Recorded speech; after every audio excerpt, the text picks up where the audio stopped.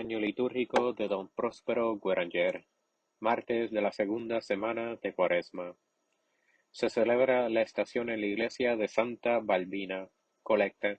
Suplicarnos de Señor, completes benigno en nosotros el auxilio de la santa observancia, para que lo que con tu gracia hemos visto que debíamos obrar, lo hagamos con tu ayuda, por el Señor. Epístola. Lección del libro de los Reyes. En aquellos días habló el Señor a Elías Tesbita, diciendo: Levántate, y vete a Sarepta, la de los Sidonios, y allí permanecerás, porque he mandado allí a una mujer viuda que te alimente.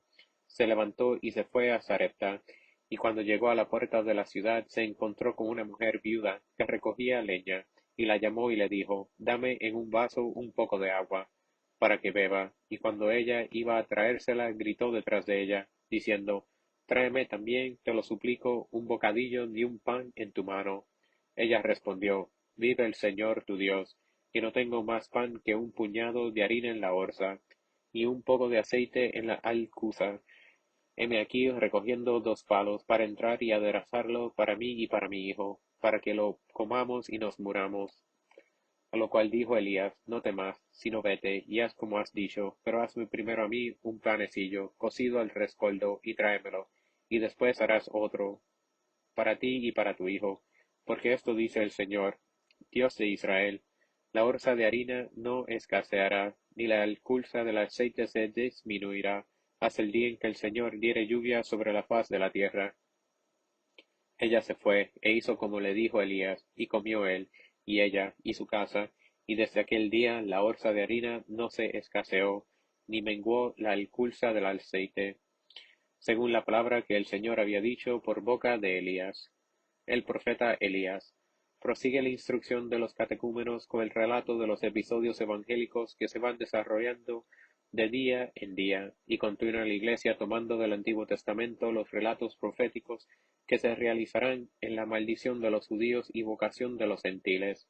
Hoy nos sale el paso Elías, el misterioso personaje que fielmente nos acompaña en la carrera cuaresmal. Él pone en práctica los juicios que Dios ejercerá un día sobre su ingrato pueblo. Una sequía de 3 años hizo agonizar al reino de Israel sin que añoñara éste convertirse al Señor. El mismo Elías se ve obligado a buscar a alguien que quiera alimentarle. Alimentar al profeta de Dios es gran privilegio, porque Dios está con él. Este varón milagroso se dirigía por ventura a una casa cualquiera del reino de Israel. ¿Pasará a la tierra de Judea? No. Se vuelve hacia la región de los gentiles y va al país de Sidón, a Sarepta, a casa de una pobre viuda, y hacia esa humilde mujer desvía la bendición de Israel. El Señor mismo hace notar esa circunstancia en que tan visiblemente se significa la justicia de Dios contra los judíos y su misericordia para con nosotros. En verdad os digo que había muchas viudas en Israel en tiempo de Elías, y con todo a ninguna de ellas fue enviado, sino a la viuda de Sarepta, en tierra de Sidón. Desolación del mundo pagano.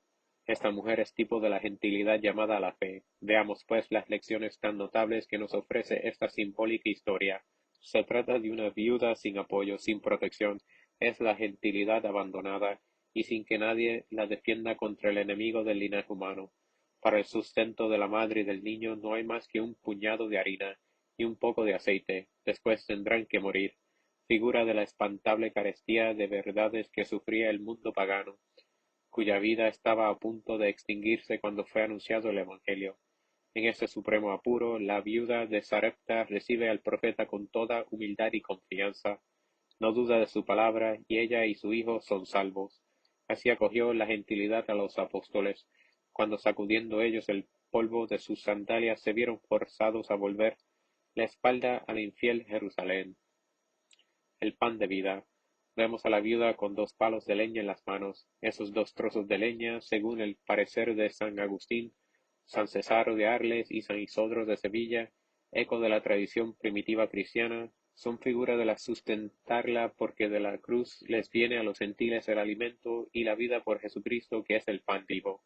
Mientras Israel sufre carestía y sequía, la Iglesia de los gentiles no ve agotarse en su seno ni la harina del trigo celestial ni el aceite, símbolo de fuerza y dulzura. Gloria sea dada a aquel que nos ha llamado del seno de las tinieblas a la admirable luz de la fe. Temblemos, no obstante, a la vista de las calamidades que el abuso de las gracias acarreó a todo un pueblo. Si la justicia de Dios no echó pies atrás ante la reprobación de un pueblo, ¿se detendrá acaso ante nuestro endurecimiento voluntario? Evangelio. Continuación del Santo Evangelio según San Mateo.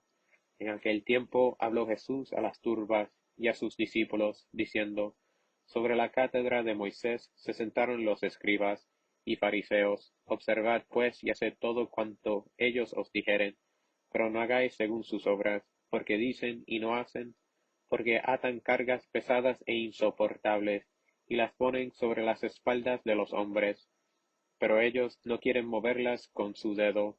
Ellos hacen todas sus obras para ser visto de los hombres, ensanchan sus filacterias y alargan las orlas de su vestido, y gustan los primeros puestos en las cenas, y las primeras cátedras en las sinagogas, y los saludos en la plaza, y el que los hombres le llaman rabí, vosotros en camino no queráis ser llamados rabí, porque uno solo es vuestro maestro, y todos vosotros sois hermanos, y no llaméis a nadie Padre vuestro sobre la tierra, porque uno solo es vuestro Padre, el que está en los cielos. Ni os llaméis maestros, porque solo uno es vuestro Maestro, Cristo. El que sea mayor entre vosotros será vuestro ministro, porque el que se ensalzare será humillado, y el que se humillare será ensalzado. La Iglesia maestra de verdad. Los doctores de la ley están todavía sentados en la cátedra de Moisés. Jesús quiere que se escuche su enseñanza, pero esa cátedra, que es cátedra de verdad a pesar de los que en ella están sentados, no será pronto patrimonio de Israel. Caifás profetizará aún porque es el pontífice reinante ese año, pero la cátedra que ha vilipendiado, que ha enlodado con sus indignas pasiones, va a ser muy pronto levantada y trasladada al centro de la gentilidad. Jerusalén, que negará a su divino libertador, perderá sus honores y pronto Roma, centro del poderío pagano, verá levantarse dentro de sus muros esa cátedra, que cifraba la gloria de Israel desde la que se pregonaba en las profecías tan visiblemente cumplidas en Jesús. Y esa cátedra no será derrocada en adelante a pesar de todas las furias del infierno, será siempre la esperanza segura y fiel de las naciones que de él la recibirán el testimonio indefectible de la verdad. Así pues la antorcha de la fe que brillaba en Jacob ha sido transportada pero no apagada. Gocemos de su luz y merezcamos por nuestra humildad que sus rayos lleguen siempre a nosotros. Cristo, verdad. ¿Cuál fue la causa de la perdición de Israel? Su orgullo. Se ufanó de los dones que Dios había acumulado en él. No quiso reconocer un Mesías desprovisto de toda gloria humana. Se indignó al oír a Jesús afirmar que los gentiles participarían de la salvación, y quiso con él más horrendo crimen ahogar la voz que le echaba en cara la dureza de su corazón. Esos individuos, en vísperas de las divinas venganzas que por doquier se anuncian próximas, no han perdido un átomo de su arrogancia. Siempre el mismo Fausto, siempre el implacable menosprecio de los pecadores. Y sos el Hijo de Dios, Hijo del hombre, es nuestro Maestro, y sin embargo nos sirve él mismo. Aprendamos con tal ejemplo lo que vale la humildad. Si nos dicen Maestro, si nos llaman Padre, no olvidemos que nadie es Maestro, que nadie es Padre sino por el Señor nuestro Dios. El Maestro digno de este nombre es aquel por cuya boca Cristo enseña.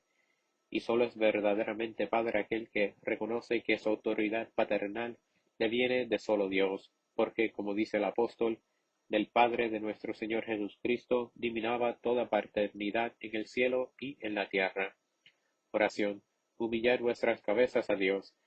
Acepta, Señor, nuestras súplicas y sana la languidez de nuestras almas, para que, obtenido el perdón, nos alegremos siempre de tu bendición por el Señor